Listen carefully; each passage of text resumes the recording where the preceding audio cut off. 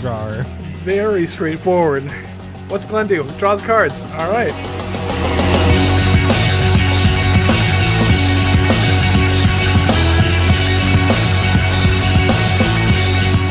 Welcome, CommanderSmiths. We are the CommanderSmiths. I'm Adam Smith. And I'm Lowry Smith. Don't worry. We're cousins. I don't know. Everything was long sentenced there. Don't worry. That's all right. You know what I didn't write down is what episode number is this? I don't even know. It's 146. Is it 146? Yes. And we got lucky because I sent the show notes to you before the show, so I had to figure it out. Oh, there you go. Otherwise, it would have been searching. What's going on? All right. So what do we got for today? We got a lot of secret stuff. Well, then we shouldn't tell anybody.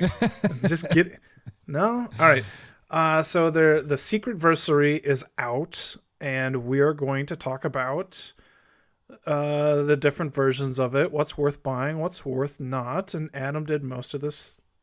I just did the numbers part like I normally do with that stuff, trying to figure out if it's actually worth a buy or not. So we're gonna I'm actually really interested in some of these, which normally doesn't happen. Yeah, and I wasn't at all until I did the number breakdown. I was like, I'm gonna pass on this, but I'm gonna break this down anyway. Because I even sent you a text. I was like, do we want to talk about Secret Lair? I'm not really excited about this one. And you're like, yeah, I think we should do this. I was like, all right, fine.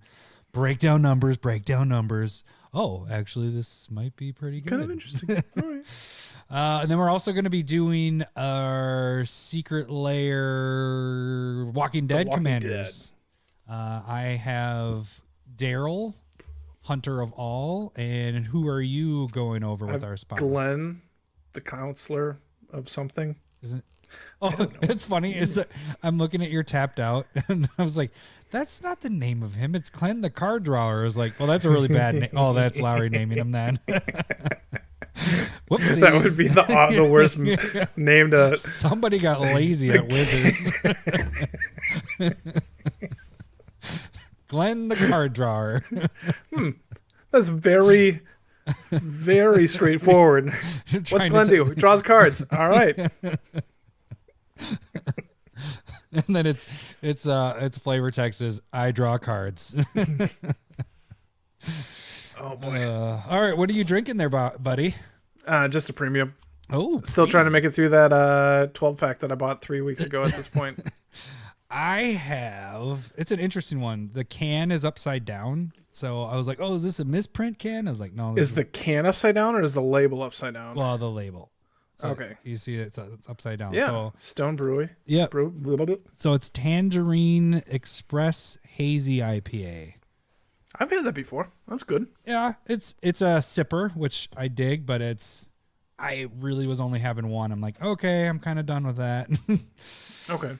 Not like it's gross. It's not one that I could have 3-4 of them. You know, I want to switch it pretty quick. And you can't generally go bad with Stone. They have a pretty good series called Drink By, and then there's a date underneath it. And so those tend to be pretty good IPAs that I've had. Oh, really? So yeah. Is that their bit with it? Just drink by, and they're trying to get you to drink it by then? Yep. Gotcha. Yep. That's interesting. So sweet. And then we also have Stump the Smith Savant. We're going to see if you can beat. What did you get last week? I should pull that up. Well, Goblin Bombardment was 100%. What? That's the one I'll remember. Yeah, you don't remember I think it was like a 40 is that other one. I've finally gone back and I got about 5 weeks behind on listening to what we were doing. And I could not remember what you did just as bad. That's awesome. So we got that. I don't have a backup one, so if you get it on 100%, that segment's going to be over really quick. So we'll cool. see here. Anything awesome, cool happen with you this week? Yeah, I mean, we started potty training my son. Sweet. So yeah, we're getting pee all over the house. Mm-hmm. It's fantastic. That is what we did not think, but thought would happen. The nice thing is you have a lot of hard surface floors, so you don't have to worry about the carpet necessarily. But you guys do have rugs. We have rugs. Yeah, we don't have to worry about carpet. That's our plan. It's like, let's get this. Once Lowry's done potty training, I'm gonna get a good shop vac in there, just like clean it, nice. And then once the 2 kids, we're just gonna toss that carpet. Just gonna roll it up and. Well, I'm hoping Lowry is like our first with Drake, where it only took like a weekend for us to actually sit down and be like, all right, we threw away your diapers, and that's what we told him. And by the end of the weekend, 3 days, he got it. And I'm hoping even it's that night? Way. What? Even at night? Yeah, he got it. He had accidents. We didn't even try that. So I'm hoping he's that way and not Zeke, because I'm 10 months in with potty training with Zeke, and we're legit potty training with him for the last 10 months. We're trying everything. And in fact, he still had accidents today. It's just, dude can't be bribed. Like he likes the bribes, but he so just doesn't care. He's like, oh, I didn't get it. All right. It's like, hey, do you need to go potty? No. Literally minutes later, he just pees his pants. And I'm like, come on. So we've turned it into, you need to go potty. And 25% of the time that turns into a fight because he gets pissed that he's like, I don't have to go pee. I was like, I don't care. Just go sit on the toilet and go try to pee. Every time he sits, he pees on the toilet, so it works, but I don't know. And we started with him without a diaper at night, like in the beginning, like last March. And he did he almost every night wet the bed, but some nights he only did a little and some nights were more. Then it just full out, he just completely wet the bed every night. So he still has his diaper on at night. So it's, why are kids so different? Why can't everybody just be the same? I said this to one of our patrons, to Gwen, or on the Discord. I was like, it's crazy because you think that, at least this was my perception of kids, is like, hey, we're going to have kids. I'm raising them. They're both going to be pretty similar they'll have different personalities, but, we're doing the same things on potty training and, eating and all this stuff. And they're going to be the same that way. Nope. They're completely different. Yeah. And it's. Yeah. So I'm guessing the bedwetter is going to probably turn into.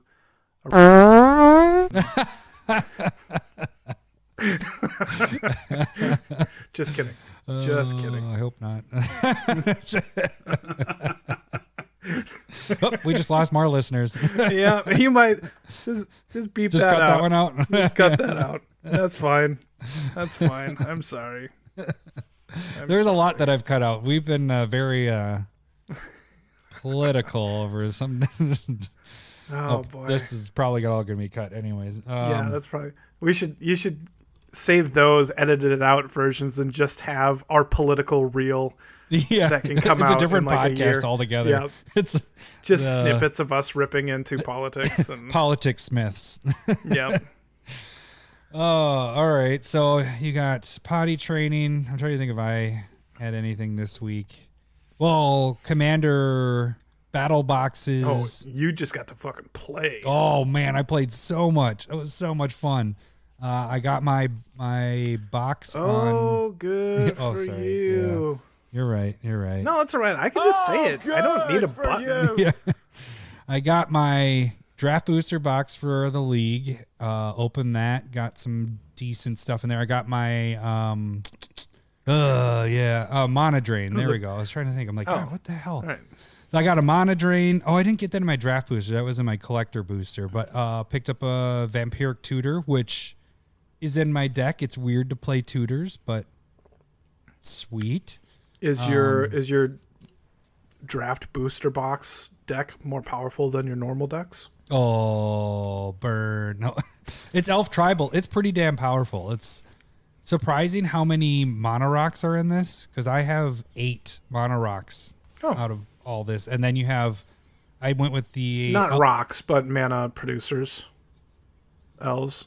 No. Rocks implies artifacts. Yeah, 8 of them. Really? Yeah. All right. I got it right here. So the Mono Rocks are Dreamstone Hedron. That's a little Hedron.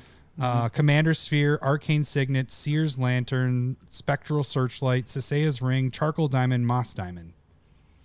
Oh, that's a good point. Kind of forgot about the diamonds. 1, 2, 3, 4, 5, 6, 7, 8.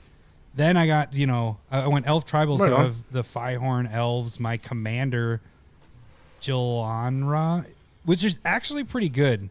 I think when we were talking about it, we went through the Commander Legends, the legendary creatures.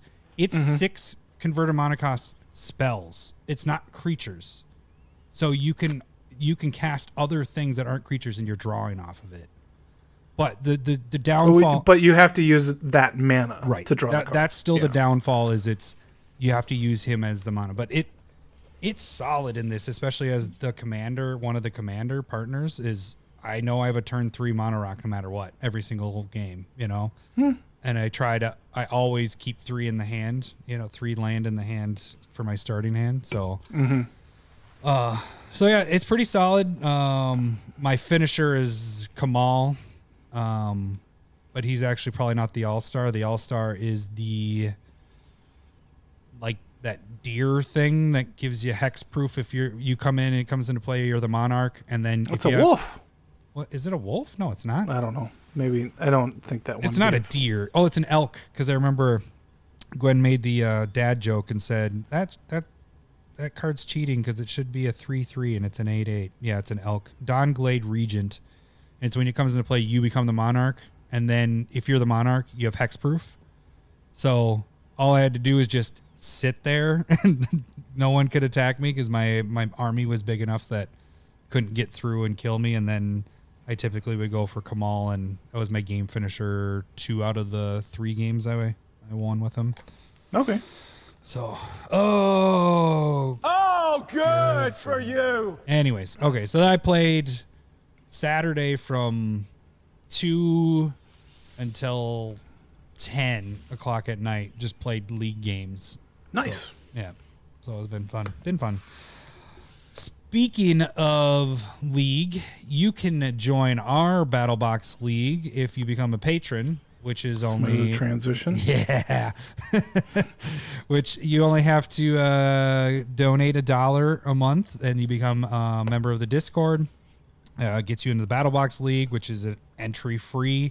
If you're worried about learning how to play, a lot of us, anytime that people learn, you learn it so quick that everybody becomes teachers.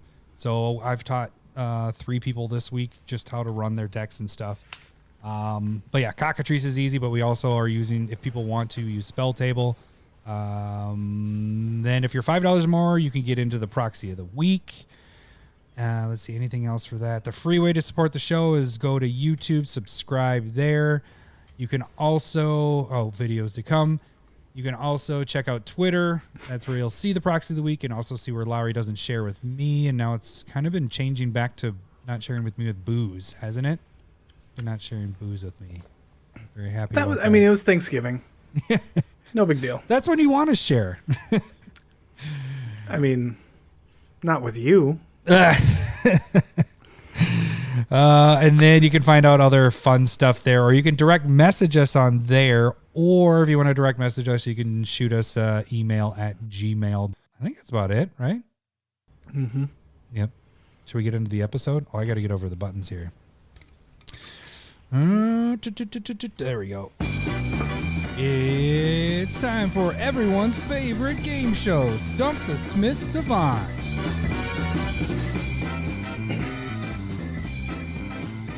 Such good music. I know, isn't it? Not the Diablo one. Just the no, sound that's even opener. better. Oh, it's like an organ accordion. An organ accordion. All right. So if you guys don't know how this game works, I am going to read flavor text of a card. Lowry is going to get roughly 30 seconds to guess. Oh, yeah. I got to get my timer clock up. You have 30 seconds or so to guess or make a guess or multiple guesses. Every wrong guess he makes is minus 10 points. After 30 seconds, I will give another clue. That is minus 5 points for each clue he gets. Then we'll keep moving down until he actually can guess the card. Last week, Lowry got 100% and I think it was a 50 if I remember right. I have that written down on here, but yeah. So we're going to try to do better because this is the new style of doing this. All right. So, Larry, are you ready to start this? Let's do this. All right. Let me get this on there. Start my clock. Oh, yeah. I was going to move the timer down so I can have my timer on one page and everything else on the other. All right. Here we go. It is all in my grasp. Every pretty dream, every grand scheme, every soul, every fear. It all flows through me and from me. Memnarch. God damn it. All right. God damn it. 30 yeah, I seconds totally know started. this. Reread it again, please. It is all in my grasp. Every pretty dream, every grand scheme, every soul, every fear. It all flows through me and from me. Memnarch. All right. So we know Memnarch was in Mirrodin, and he was not on Scars in Mirrodin, as far as I can remember. He was kind of the big bad of the Mirrodin block originally. So it's from that set, probably. Or that block at least. We are at your 30 seconds. Do you have any guess that you want to make? You got it. You don't want to have any. You don't want to have any guess? Nope. Okay. Nope. All right. So the first clue I'm going to give you is the color. Sweet. It is colorless. All right. So I'm going to start it. I'm going to read it one more time. It is all in my grasp. Every pretty dream, every grand scheme, every soul, every fear. It all flows through me and from me. Memnarch. Starting timer now. And I almost want to say like Fist of Suns. Is that what you want to say? Is that You it? can make a guess. Is that what you want to guess? Fist of Suns? You are correct, Lowry! Are you fucking Yeah. Way to go! Nice job. I don't think besides, well, there goes I don't have a backup for you. Shit. That's all right. Wow, I'm impressed there, Lowry. Good job, buddy. I am too. Thank you. What got you to get to that? I just had to think it through a little bit more. I probably didn't need the artifact part. The cards from Darksteel. I didn't even say that it was artifact. I said colorless. Remember last week? Colorless. But I mean, it's an artifact. It's an artifact set. So more than likely, it's like there's going to be a lot of colorless options in that block. Mm-hmm. I just felt like it was a very Thanos thing to say, and the glove is very Thanos-y. Yeah, like the control and being able to do stuff. So very nice. Yeah, I don't know. Well, lucky ass guess, I guess. I was like, "Oh shit, he got it." I was like, "Do you want to make that guess?" I mean, you tried to do like the "Who Wants to Be a Millionaire" thing on me. Yeah. Are you sure that is your answer? Is that your final answer, Larry? Is that your final answer? That is my final answer. Good job. Well, I am impressed, sir. I was impressed last week with that one, but this one's more impressive because I thought the other one was so obvious and you use that one so much. This one, I was like, all right, maybe I can get this one by. I kind of was hoping with the Memnarch part that maybe you were thinking it was blue artifact or something like that. But the fact that you pulled that out of your brain, savant brain, I am impressed. That's the sad part is you have done multiple very heavily played staples, and I just struggle. Yeah, and then I do one that. And then you do Fist of Suns, which goes in like a Joda deck, and maybe into the new yada yada from Modern Horizons. What's her name? The red one that's all colors. No, there's it's not red, but AJ it's. Has. I don't know what he has. But it's the Red Warrior one, but it has the 5 colors. Oh, not on it. Najila. No. It's the God damn it. It's the Changeling. Oh, that Morophon. Reduces costs. Morophon? Yeah, Morophon. Yeah.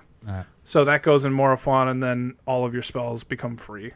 That is funny. Maybe I should be going for not the staples and just pick the random ones that are only in a couple decks. Hey, I don't think there's going to be many people that unless people know that flavor, I don't think you're going to get beat this week, Lowry. That's okay. I don't have to get beat every week. And if you beat Lowry, just tweet at us and tell us which one you got it. Within 40 seconds of you reading the flavor text. What, that you got it? Yeah. Yeah, that's pretty good. Only 45 seconds. Yeah. What do you think would have been harder? I was trying to figure out the order. I was like, casting costs might give it away. I probably should have gone casting costs first. Yeah, maybe. And rarity. But I was trying to throw you off with actually the color. All right. Okay, so that was short. But we're still 20 minutes in, so it's not that bad. We're doing all right.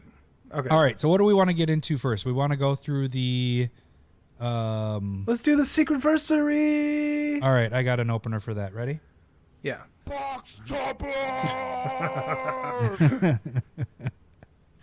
Perfect. Lowry box stopper. All right. Oh, yeah, I got to have my number stuff out. What happened to the hard rock and roll opener? You can go back to that. It's No, we don't have to. I'm just here we go.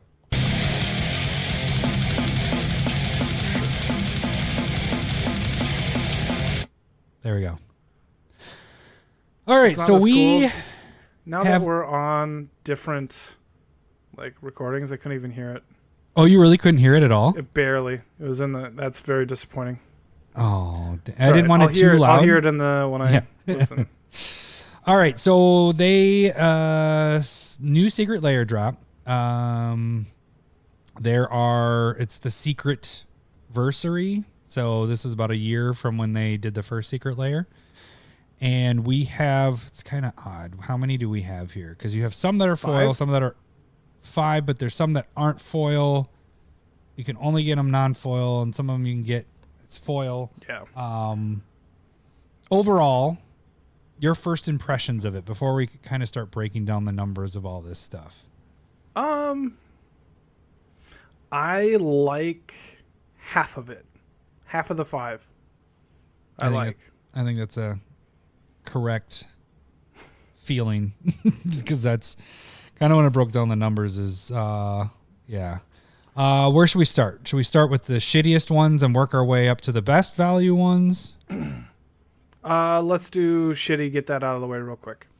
Okay. So, why don't you go and just talk about them? But the one that has awful. Yep. The one that has the least value is the Box of Rocks. So why don't you go through what do we got in Box of Rocks? I mean, Box of Rocks is being pulled up currently. And so we have Arcane Signet, Commander Sphere, Chrome Lantern, Gilded Lotus, and Darksteel Ingot. And the art is weird. Not my style. Yeah. I don't know whose it is for, but I hope it's for somebody. Kids, maybe? I don't know. Kids? I think children. I think the only one, I mean, it's unique. It's different. But a lot of them, I really don't like Chromatic Lantern. I don't like how that one looks. I don't. None of them I would slot in going like, oh, that looks way cool or different. So here's my biggest issue with especially this one.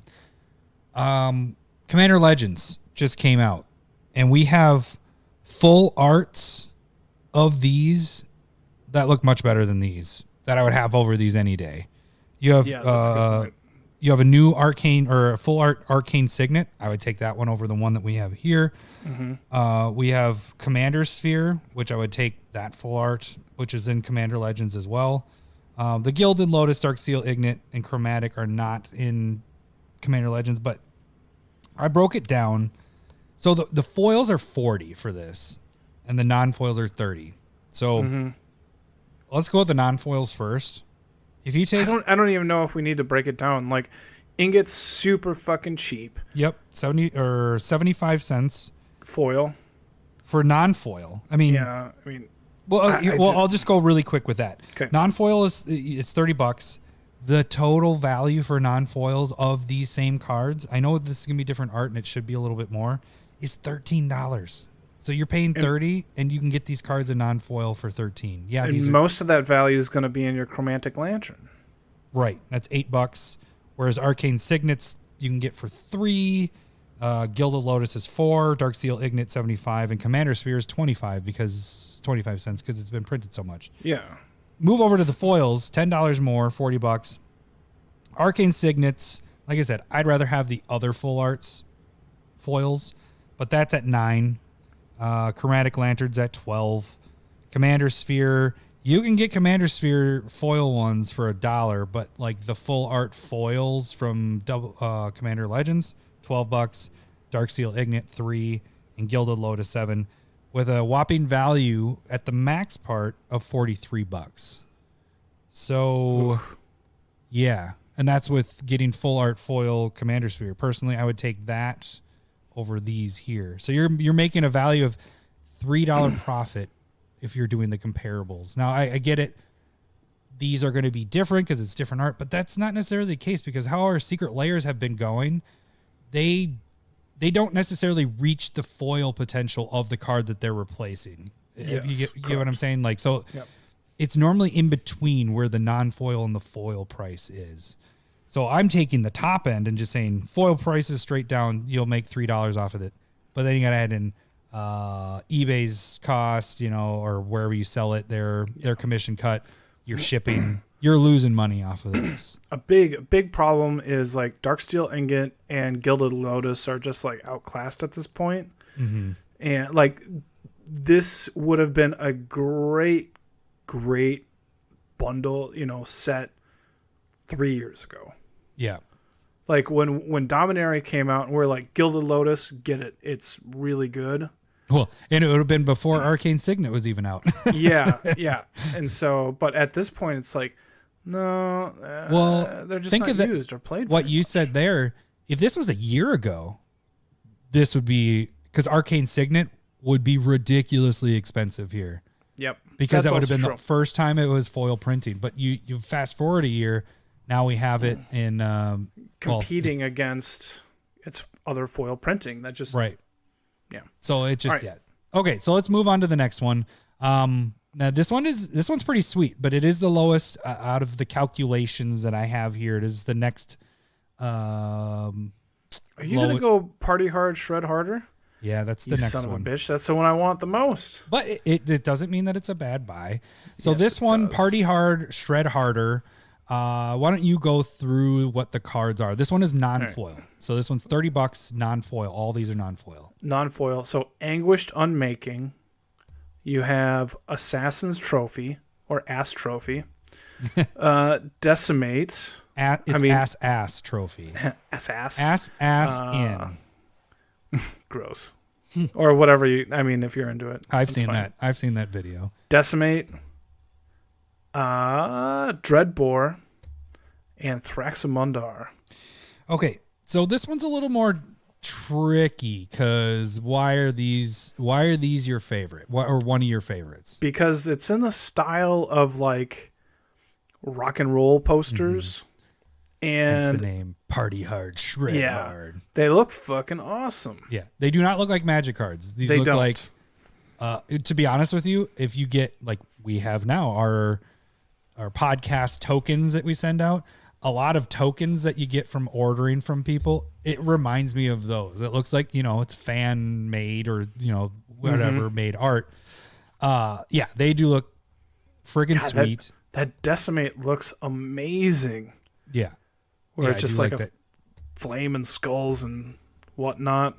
No, I like super. I like Assassin's Trophy as well. I think I like that art better than the original.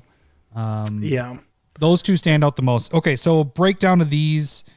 And I was going with non-foil. It's hard to do with this because this is just a unique type of thing. But you have Anguished is 9. Assassin's Trophy is 12. Decimate 3. Dreadbore 3, and Thraxamunders 1. So you're spending 30.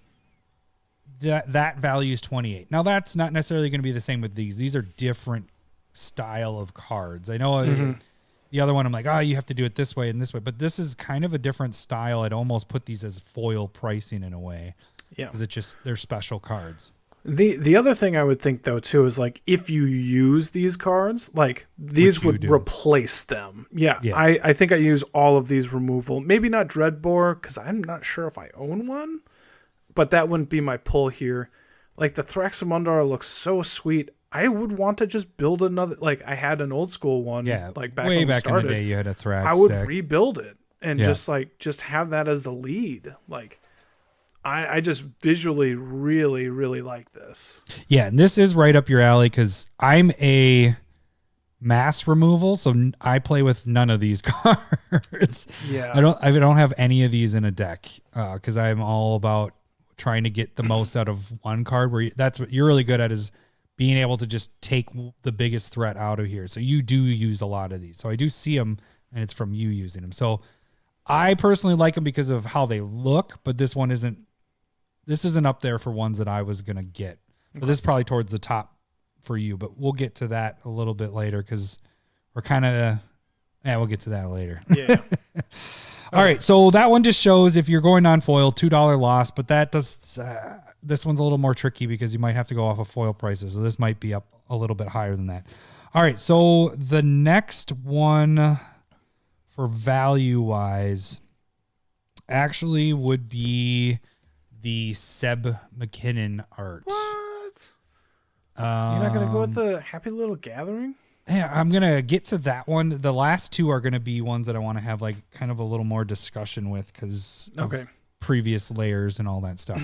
All right, so the Seb McKinnon foil is 40 and the Seb McKinnon non-foil art is 30. So why don't you go through what do we have in this? Okay, so guy? Seb McKinnon is a fantastic artist, and what he has here is Damnation, and then it's going to be Enchanted Evening, Sower of Temptation, and a Swamp. A sweet-looking swamp. They all look fantastic. Yes, they definitely do with this. Okay. So this one, the non-foil, like I said, was 30. You're looking at the swamp's a little hard, but I think the swamp would be roughly, we're looking at probably a $5. I think this also doesn't come with a fairy token. What's that token thing that's on there? I'm looking at the actual. I was thinking it was just the art close up, but it might be. Yeah, it might be. That might be the sleeve token. Nope, that's the sleeve. That's the arena sleeve. Yeah. Yep. Okay. And that looks dope too if you play arena. Okay, so the swamp, a non-foil with the foils that also existing. I'm just guessing 5+. Could probably get 5 to 10. Your Sower of Temptation or Sower of Temptation is 2. Damnation is your money card in this one. Yep. Even the non-foil, the cheapest Damnation you can get right now is $40, and I will take this Damnation over any Damnation. This is freaking sweet. I love the way this card looks. Enchanted Evening, $2 for a non-foil. So your total for non-foil, $30 to get in, $49 value-wise what you get out. At least that. Foil-wise, $40. Swamp, I think at that point you can get 10+. That's what we're kind of seeing with these secret layers. Even the Godzilla ones are starting to creep up a little bit. They're getting to $10 or more. Obviously the snow cupboards got over 20 on some of those. So that was from last. Wasn't that the last? Yeah, that was the first one. The first secret layer was it with the snow cupboards. Yeah. Anyways, Swamp, I'm thinking 10+. Sour of Temptation, $6. Damnation at 50, and then Enchanted Evening. This is a tough one because there's only one foil printing and it's an old one. That's at 50, but the current pre-sale price of that one of the secret layer is at 10, so that could be anywhere between 10 and 50 is where that one would be at. That gives you a value. If you take the low end of the Enchanted Evening at $10, you're still at a $76 value. So you have in a double foil. up almost. Yeah, in foil. But if you go with the Enchanted Evening at $50, then you're way more. Then this actually becomes one of the best sets to get in on. Yeah. And I think, again, like I really like the card. Like Sower of Temptation is as a card is kind of like for me at this point. Yeah. But I have Enchanted Evening in Alayla, and the art is fantastic. You're more of the mass removal guy, so you'll play Damnation, but I would slide this right into my binder right next to my Modern Masters version of Damnation. But just Seb McKinnon's art is fantastic. Yep. Visually, I just like it so much. And I don't feel as bad with like the swamp getting in there because I do really like the art. I'll never play with it because I'm not going to have enough. But it's not just only basic lands. Right. Like I kind of wish though that he had every color because that is a sweet looking swamp. Yeah. It's amazing. Okay, so in that one, you could go either or with that. You could go with the non-foils, foils. Personally, I would go foils. You have a better, a double up at least, if not more. Depends on what Enchanted Evening gets up to and the new Damnation. I think it's much better art. Okay, so then the next one is the one that you probably don't like. You like, not maybe the least. But it is Happy Little Gathering, and this is, at least they did this time. They did 2 of each land. Yeah. So it's not just 5 lands. So you have 10 different arts for all these. And we have, it's based off of Bob Ross art. Isn't it his art actually, right? Yeah. I think it's Bob Ross's art. Somebody did go through and pick out from the collection and then make it in there. So. I even read that I think that the swamps were one of the more difficult ones. They like had to zoom in on like a. No, it was the plain. Was it the plains ones? Yeah, the one with the mountain in the background. Yeah, I see that. Yep. They cut out the mountain to make it more plains. Oh, nice. All right, so this is pretty straightforward. There's 10 of them because there's 2 of each color, but they're different art. Yet they're not 2 of the same that color. Non-foils are 30, foils are 40. Like I was saying before, of the secret layers, of the special edition stuff, typically we're seeing the foils get eventually over 10, if not more, 20, 25. Those snow covereds are up there. So I like I was saying with the Seb McKinnon's art, the swamp, I think the non-foils will be around 5, if not a little more. So you're looking at just with the lands, non-foils getting up to 50, foils getting up to 100. So you're looking at a $60 profit for the foils, $20 profit for the non-foils. Personally, again, I'd go for the foils because it's a bigger double up. You're only spending $10 more. I like that they have 2 of each of these because there is a better possibility of making a full set of these and playing with them, getting a couple. And that I think that these will sell, give it 6 months, a year maybe, and these suckers will be up there. I don't know. Like, again, I'm going to be on repeat. Like, basic lands just don't do anything for me personally.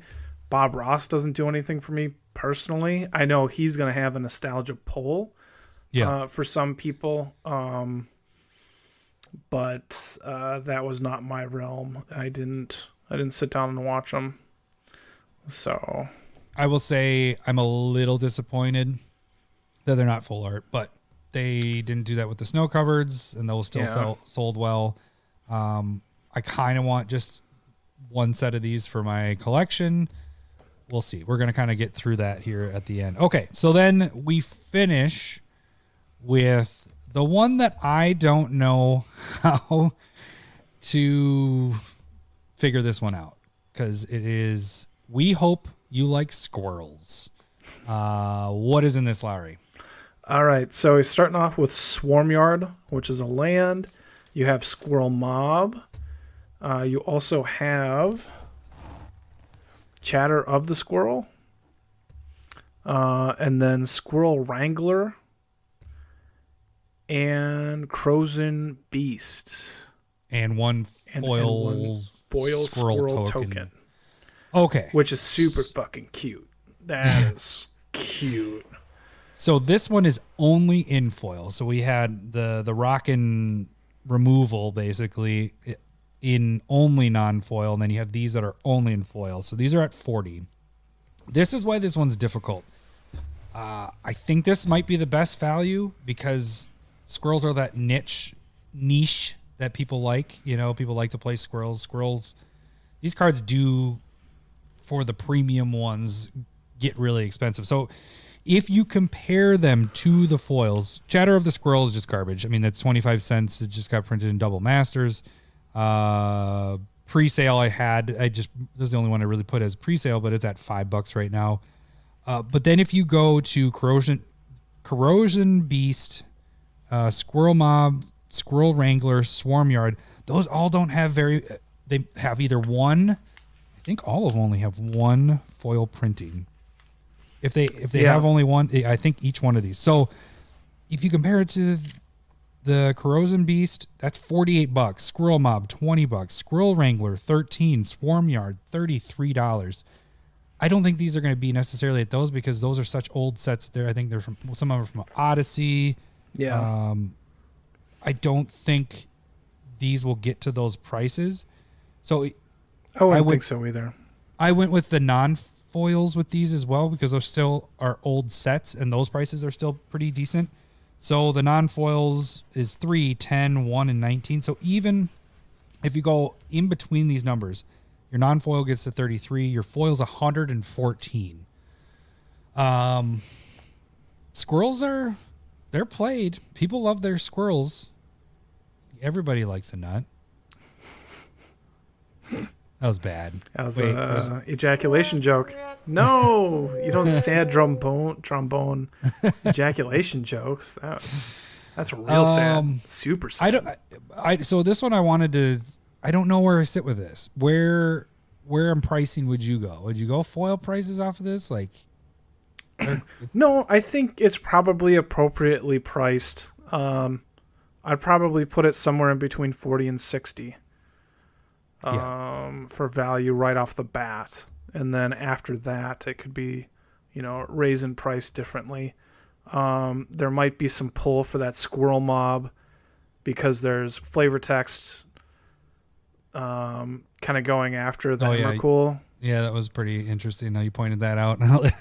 So that's kind of cute and funny. So I can see people pulling towards that because there's the cool. There's like a playmat / comic that's like Emrakul floating through Zendikar and then 15 squirrels attacking Emrakul. What is this power? And it's kind of funny. So, nice.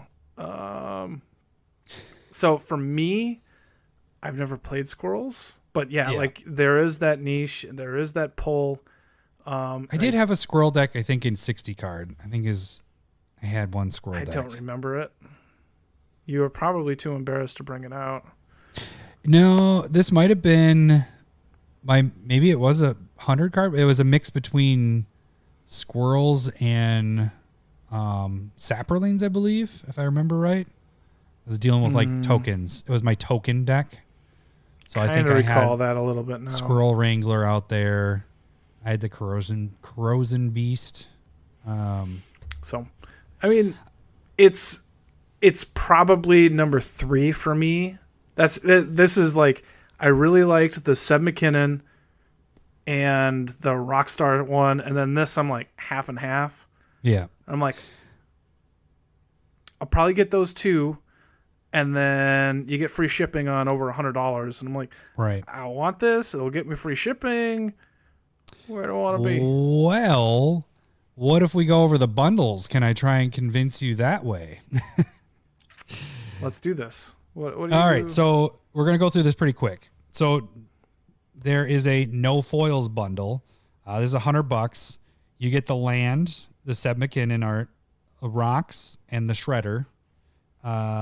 Each of those are $30 a piece. Estimated value of those gets up to about $140. So you're getting $40 value by just getting the ones with non-foil. Sure. Foils forever, which is all foils, $140. You're saving $20 by buying it this way instead of just buying each one. You get rocks, which is garbage. Seb McKinnon art, lands, and squirrels. Each of those are $40. So this is what I hit here. The estimated value of this is about $220 plus squirrels because I didn't know how to price squirrels out because I was just like, I don't know where those are going to get to. Like so it's $220 plus. And then they have the bundle, which you get the non-foils and the foils. That's for $230. You're saving $50 by buying it this way. You take the estimated value of the EV of non-foil, which is 140, EV of foil, 220 plus squirrels, and that equals 360 plus squirrels. Just got a plus squirrels. It's part of the equation. It's like plus S. It's just plus squirrels. So your value in that is 130 plus. You're 130 plus squirrels. Yeah. Whatever squirrels ends up being, you get that as a bonus. So does any of that change the way you look at it? No, because both bundles have like 2 sets that I don't want. Yeah. Unless I'm going to go bundle, which I'm not. I don't plan on spending that much. But like the non-foil one, I would get lands and rocks that I just don't care for. Right. And maybe it's just value at the end. If I go Seb McKinnon, removal, and squirrels, and then, that's 40, 80, 120, or 110. Or I could go non-foil bundle for 100 and add on squirrels for 40. So that's 140. Or I can get the all foil bundle. Yeah, no, I'm not going to do that. The foil bundle is 140 and then add on the removal package for 30 and that's at 170. No, I'm not going to do that. Well, so it's making me mix and match, which I hate. Right. I do dislike that. The one thing, let me add one more thing to this. We don't know what the bonus things are with this. If also there are going to be any, I'm guessing there are. They've done it. Why would they stop here? So all this value, and then you add in whatever bonus cards they give you. Do they go back to Secret Lair stuff, or not Secret Lair, stained glass walkers, or do we have something new that starts with these? Because this is when it started last year. Was with the first Secret Lair. Don't know. Haven't heard anything. Haven't seen anything. Kind of kept an eye out for that. I'll tell you, before this started, before we were discussing if we were going to do this, I wasn't going to buy any. My voice kind of cracked there. Puberty. I wasn't going to buy any of these. I didn't. None of them really stood out except for maybe Damnation was the only one I was like, man, I love that card. Love that card. So maybe I'll get that. After doing the breakdown, it changed it a little bit. When I just did the single breakdowns before the bundles, then I was like, okay, I'm getting the Seb McKinnon art or the foils of that. The lands, I think I might jump on. And those are the only 2. Those are the ones that really stood out to me. I don't use the removal like you do, the spotty. Squirrels were kind of there, but I'm not sure. But now then when I did the bundles, it's a little more difficult because you can get the value is there. So so I guess I don't know what I'm going to do. I'm leaning towards maybe doing a foil bundle because I don't care as much of the spot removal cards. But then I do also get the garbage rocks. Yeah, but I mean, like, if that's what if you're going to go foil lands for 40, foil Seb for 40, and the squirrels for 40, that's 120. And so your rocks are $20 instead of, 30 or 40. Right. Yeah. So, and squirrels was my maybe too, because I think squirrels are going to go up there because people have that, that thing for squirrels. But the problem I see with the squirrels is that the people that have the thing for squirrels are going to buy that. So they're already going to have those cards. It's going to be the people that missed out on this. This is going for 2 weeks. You have a lot of time to decide on this. So I don't know. I'm iffy on the squirrels. But that being said, the people that buy the squirrels, they're just going in their collection and aren't coming back out. So those aren't going to be in the market also for me true. Competing with. So I don't know. I'm leaning towards the foil bundle, but here is how we're going to turn this into our segment.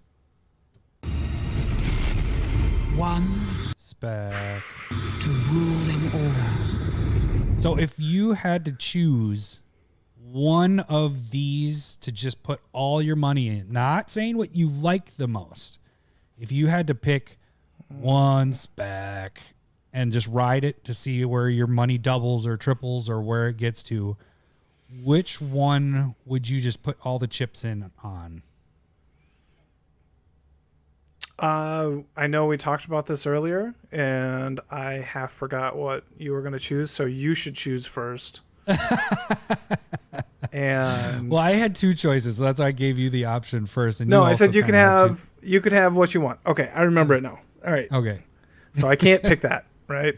That's.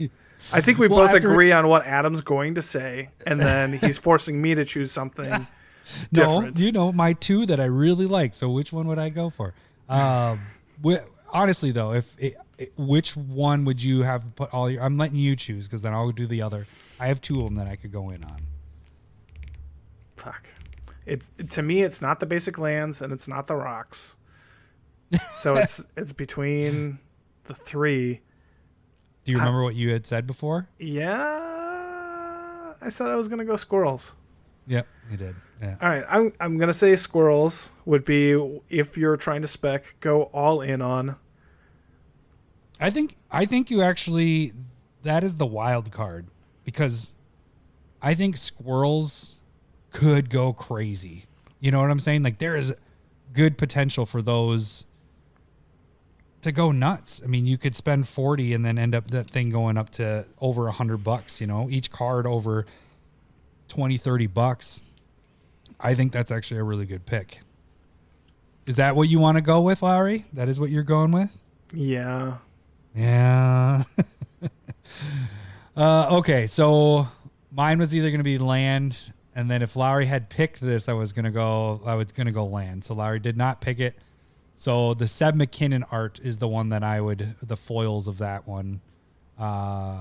Just the damnation in itself has the value, pays for it, and gets you $10. And then everything else is just free rolling. Yeah, right off the bat too. So, yeah. And I think Damnation, this art is the best one of Damnation's art. So I think this could be the premium card, not right away, but 3-4 years. I'm giving longer time frame when these are no longer are, you know, everybody has them. Mm-hmm.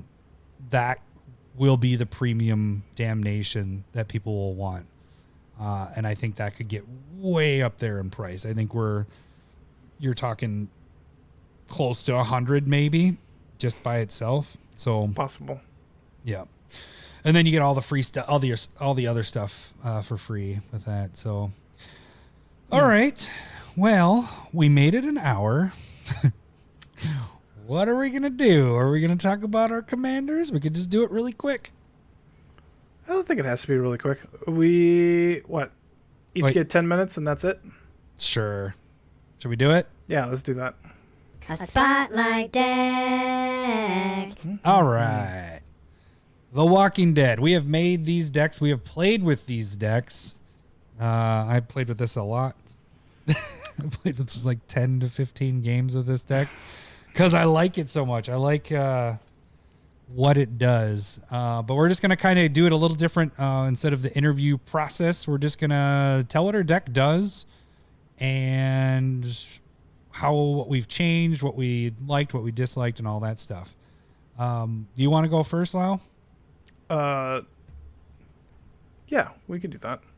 So Glenn, the card drawer. Card drawer. So what Glenn does is he is colorless, white, blue, 1/3. He has Skulk. So this creature can't be blocked by creatures with greater power. And then whenever Glenn deals combat damage to a player, draw cards equal to his power.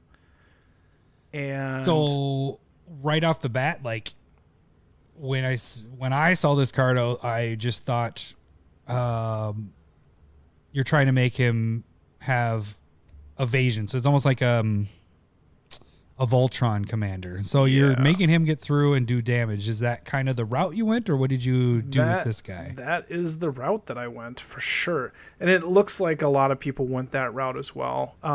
It seems like auras went on to Glenn a lot more when I check back on Tapped Out. And I went the equipment route a bit more.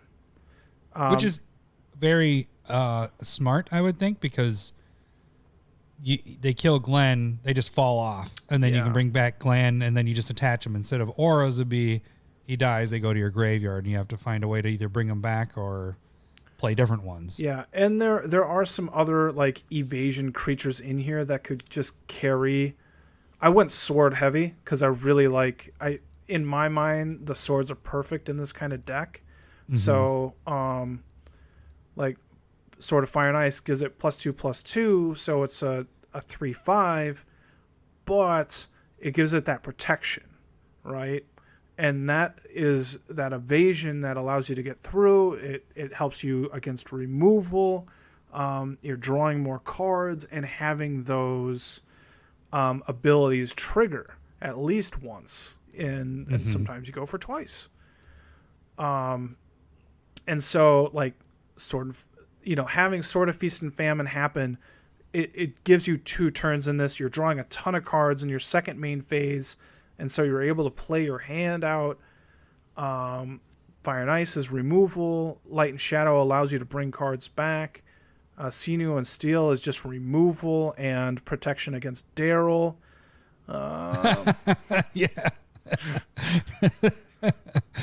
Oh, that was brutal. We played. I've seen his deck once. Together. Yeah, and he got that on him, and I couldn't touch his commander. I was just like, God damn it! So, Larry and I don't normally, when we play each other, we don't normally go after each other like that. And that whole game, I was just like, because he could hit me because I couldn't block him. Yeah, and I just had to keep doing damage to him, and I tried to kill Larry. I think I tried to kill you 4 times. I thought I had you dead. At least 3. And then you're like, nope, this spell. Nope, this spell. Nope, you played that wrong. You didn't get that one right. I'm like, shit. Misplay. Yeah. But yeah, that hurt. Umezawa's Jit is fantastic in this deck because it doesn't boost power until you hit. And then after the blockers are declared, you can give it +4/+4 to draw, 5 cards. The deck is pretty predicated on drawing a ton of cards and having Glenn get through. And so having that, knowing that you're drawing a ton of cards, you want to I put the benefits of drawing cards in there. So Chasm Skulker, whenever you draw a card, put a 1/1 counter on it, and if it dies, you get to put that many. Yada yada. Then there's Nadir Kraken, Psychosis Crawler to get that extra damage through. Yeah. And there was one more as an enchantment from Ikoria, Ominous Seas, which is crazy good in here. Whenever you draw a card, put a counter on it, and then you can remove 8 foreshadow counters and create an 8/8 Kraken.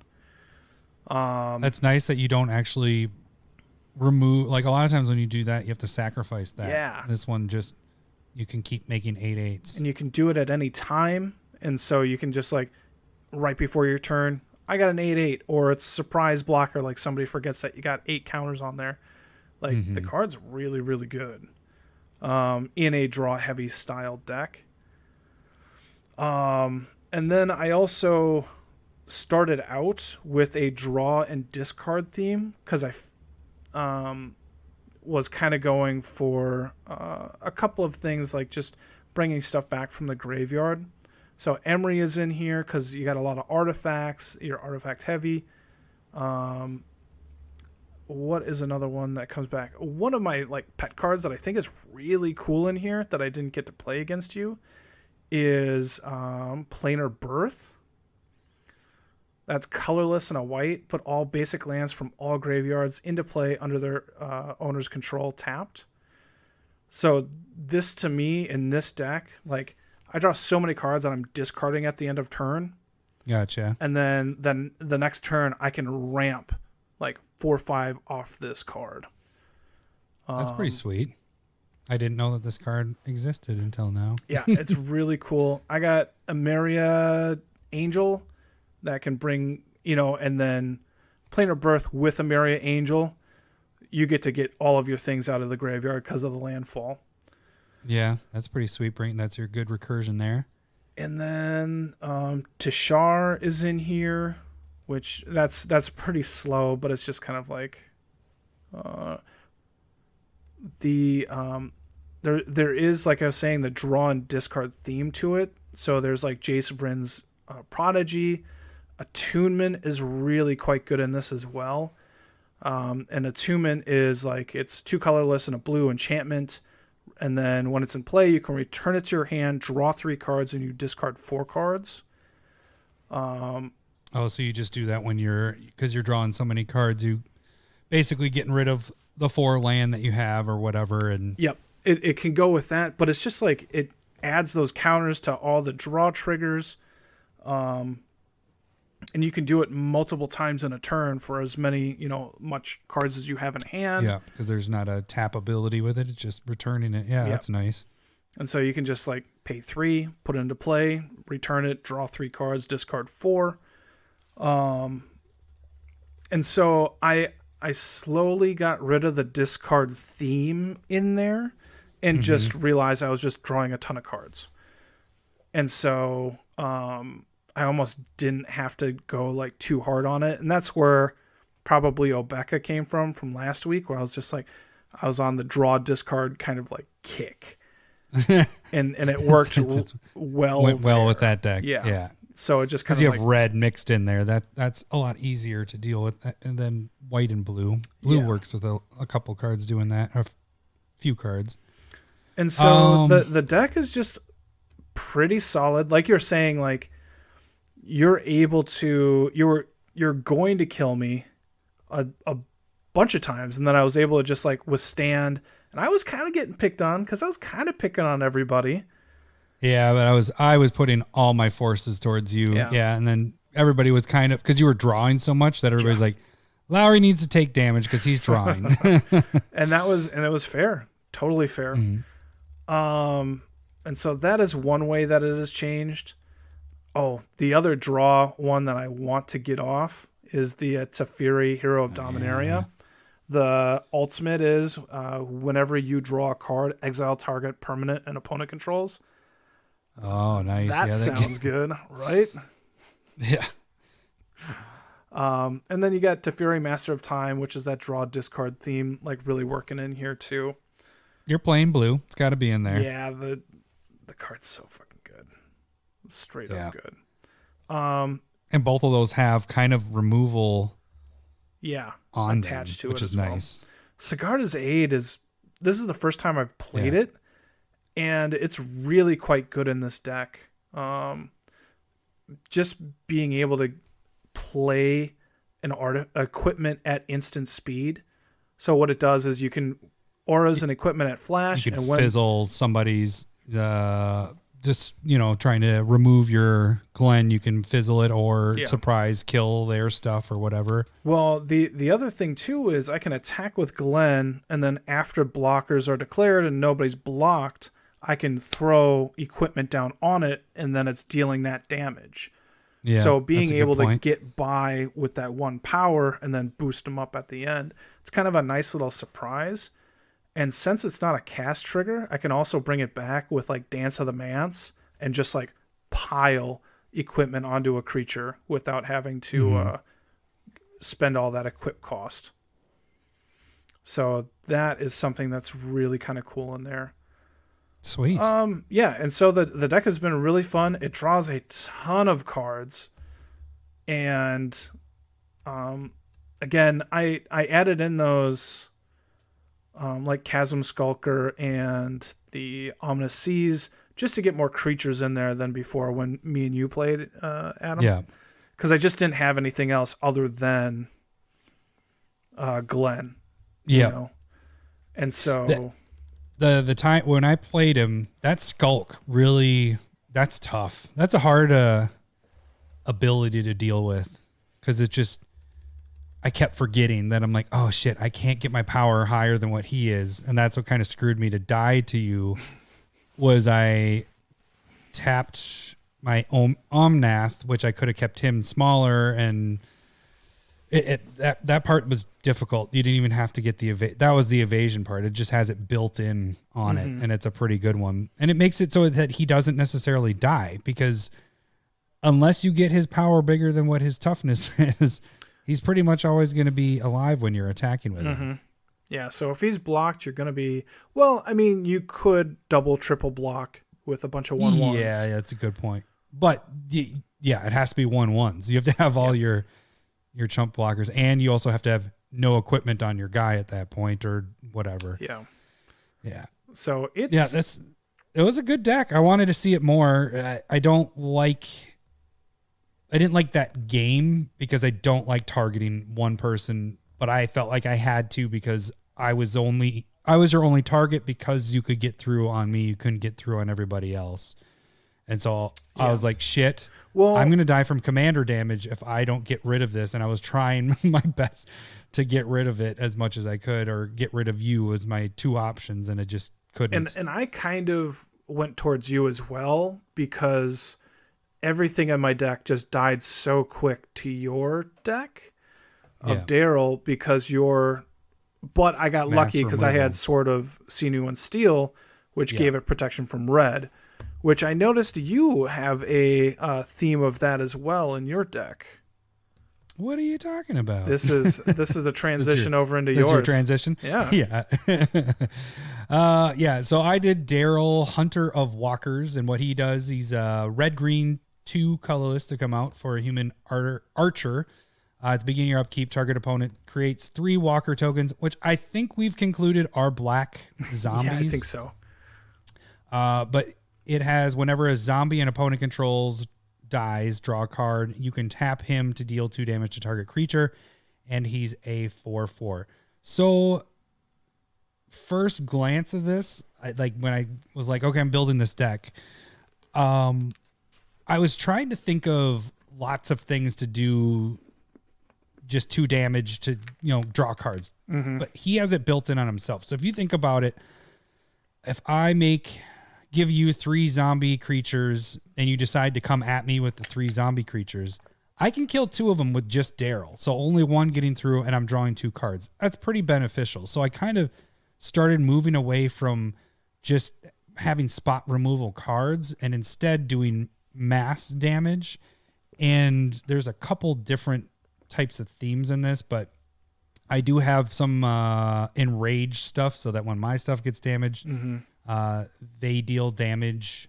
Ranging raptors, something and happens. Raptor, and yeah. So we have. Let's see. Let me get my creatures out here. Silverclad Ferocidons. Yeah, that'd be tough. So yeah, the Ferocidons are a way to people to sacrifice their stuff. You have the raptors. You have the ranging raptors to land and draw. The interesting thing that happens with Daryl is, like I said, I've played 10 to 15 games with this. I don't think one game when I've given somebody 3 zombie creatures, they come at me. So I give people 3 zombies, and normally how I'm doing it, it's like, okay, who's the person that's behind? This is early game. I'll be like, okay, that person needs blockers. Here's 3 of them. So I give them 3 zombies. Or I haven't done it yet where I'm like, okay, this is the person that's the most powerful.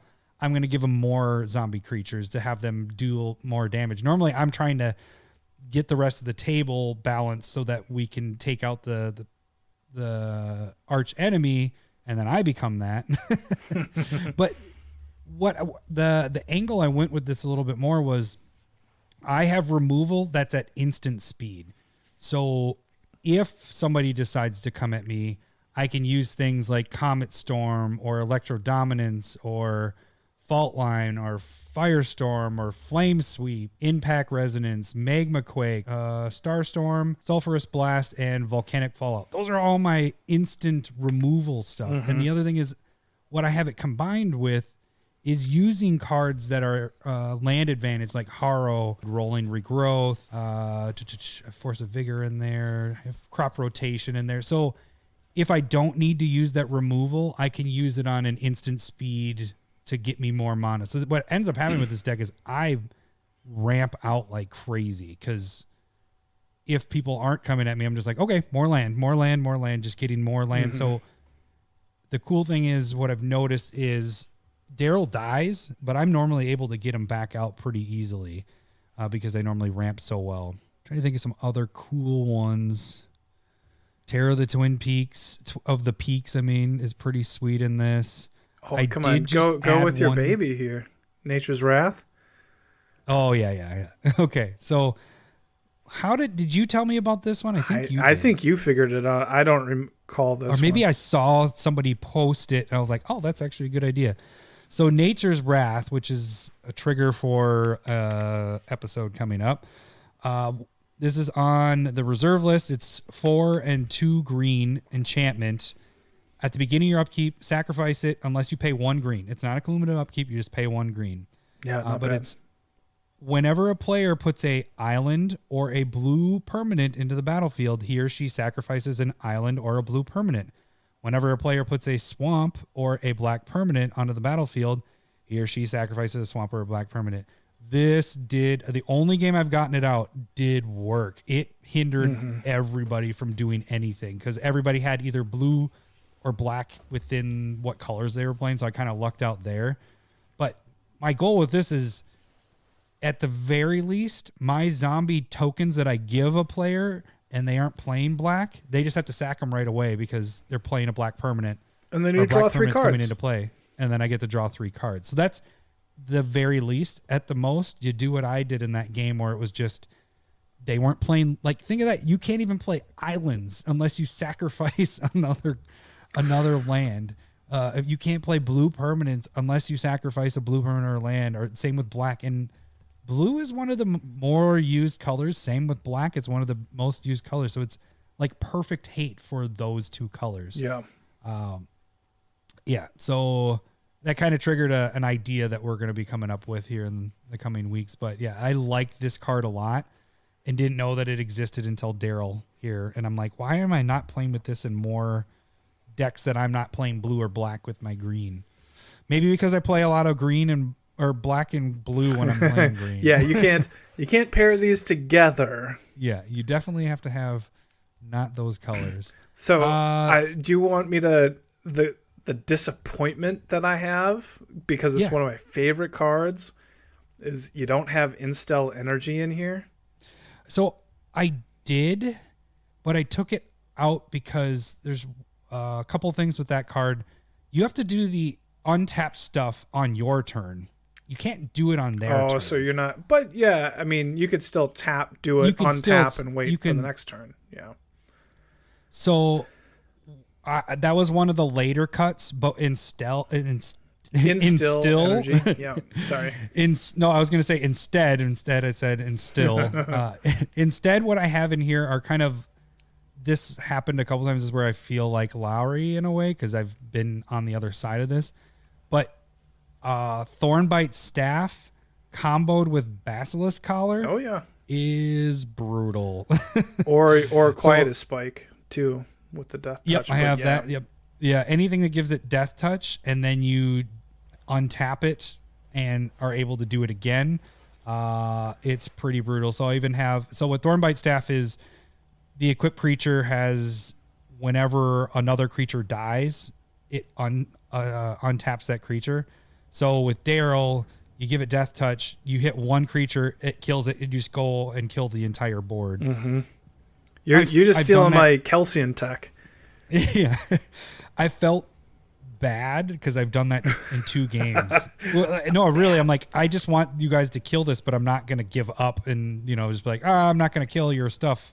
But I locked down the board where it was just like people weren't having fun. I was like, this sucks. But then they finally figured out an answer to get rid of it, which was good. Mm-hmm. One of the other, I also have 1,000-Year Elixir, which allows me to untap him, and then I can activate abilities of creatures as though they have haste. So I can, if I have this out first and then I play Daryl, I can start tapping and doing 2 damage if I wanted to right away. Yeah, and that's why I was like, Instill Energy gives haste as well. Right. So the thing I've noticed with Daryl is that doesn't help me because they don't have the zombies yet. Because they play Daryl, you got to wait till your upkeep till the zombies come out. So it doesn't even matter about him having, you can ping off something else, but it doesn't give you anything withdrawal wise. So that didn't become as important to me to give it haste. And I think I don't even have, or do I? Yeah. So I don't have like the protection stuff because like I said, I'm ramping so much that if he dies, I typically can bring him back. And when I'm giving people zombies, those people don't want to necessarily kill Daryl. It's actually, so you limit the amount of people that target Daryl because he's not directly affecting them. It's just, I'm drawing cards when I decide I want to. And normally, like I said, it's at instant speed. So I make him seem like not a threat all the way around the table. About to be my turn. I'm like, okay, now I kill everything except for, here's one other thing I'll say. The swords, like you had talked about, all of them have protection from red built into them. Yeah. So that I can do mass removal, kill everything except for Daryl, wipe the board. So I have a few of those. I think that's about it. Got your favorite in there, Shadow Spear. Sure. Vigor and Rite of Passage are great in that deck because you're doing the surround damage. Oh, yeah. Yep. So, Vigor's the Enrage with Pyrohemia I really like in there as well. So it's kind of like a mixture of a couple of ideas. Let me say one more thing with it. The Day of Dragons way that I have built in as a game winner is I have Torbrand in here. Mm-hmm. I have the triple mana with the Nyxbloom Ancient. I also have, which Leyline Tyrant won me a game once where any unspent red mana pumps him up and then you can deal that damage when he dies to anybody or anything, I should say. But I also have Fiery Emancipation in here. So I have all the triples of the recent over the last year or so. So the end game of this one is to just wipe the board, by doing triple damage to everybody and everything. And I have enough ramp and, with Nyxbloom Ancient out, the idea is to kill everybody at once, which does happen with this deck. So it does pretty, this is one of my favorites right now because it does work and it's a lot of fun. It's fun when you can not control, but when you can wipe the board and still keep your stuff and get benefits from killing everything. And I don't know. It's just, it's a lot of fun. For sure. It doesn't always work the same. Different things happen. Like I said, just a little bit ago, my least favorite is when I've done the Death Touch, combo with that. That part sucks, but it's still good. No, that's my favorite though.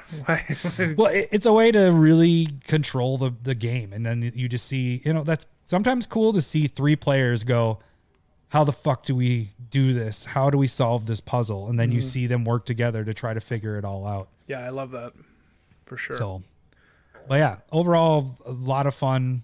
I'm glad that we built these and I can't wait to get them. Yeah. When are they supposed to come? Like February? January, February. I think February-ish. Woo!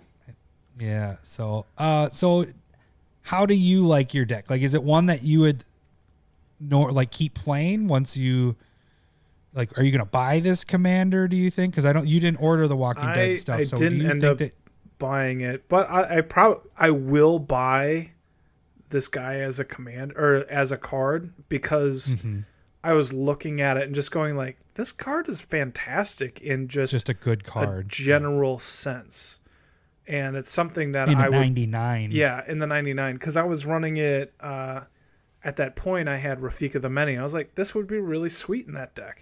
You could draw a ton of cards because of the double strike and pumping. The evasion goes away. But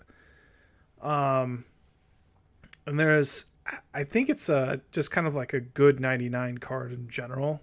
Yeah, for sure. I mean, it's automatic draw with him, basically. Pretty much, at least one. Right. You know, and he can sit back and be a small-time blocker as well if you need to. But I think it's just a really kind of cool 99. And so I'll probably use that. Like, out of that, like, Rick as the human pump, I was like, that's kind of boring. Negan seemed probably pretty cool. And Daryl seemed really cool. But I don't know if Daryl would go in multiple attacks. And Michonne seemed interesting. I think Jaw was going to build a Michonne deck. I don't know if he actually did or not. But that'd be cool. Michonne. Speaking of The Walking Dead, we did do proxies of Daryl, Glenn, and Michonne. And the other 3 are going to kind of coincide with this, and they will be released this week. So when you're listening to this, probably, unless you're later in the week, you haven't seen them yet. But check back on Twitter later this week because the other 3 will be revealed. They were a lot of fun. Very hard to do these. Probably the hardest designs I've had to do, only because of how they did these cards. They really made the text box see-through, like completely see-through. And so I couldn't find this same art at a good quality, like the full art. And I also purposely went with different art because I don't like a lot of these, how they look, because the normal ones. Yeah. And so what I ended up having to do is... Yeah, well, so does Rick. Rick's like in a weird, awkward stance. Like, hey, I don't know. It looks really bad. He's Fonzie. So, hey. So each of them I had to really mess with the text boxes to at least make them look decent. I think the one that turned out the best is I actually have the weapon. Lucille is that one turned out the best out of all these that I did. But each one is pretty sweet. So like I said, Daryl, Glenn, and Michonne are already out. You can check back on our Twitter. Just look up hashtag Proxy of the Week. That was from last month. And then this week, the other 3 will be on there. So cool. All right. Well, we did pretty good there. Look at that. It's a pretty good episode. Look at that. I agree. You did a great job. Again, 2 weeks in a row. Thank you, Larry. No, you did good. You got it off of one clue. That is amazing. Is that how my performance on the show is now? Just how I do with Smith Savant? Yeah. That's how... Lowry, last week, your performance was a 50. If I had to go from 100, 0 to 100, you're at about a 50. So you could do better. Great. Good to know. All right. Well, that should do it for this week. I'm not going to say what we're doing next week because it might change. So and somebody might steal it, so let's not do that. Oh, that's a good point. We don't ever do that anymore. Good point. All right. We will catch you guys next week. Thanks for listening. See ya. Bye. Sega.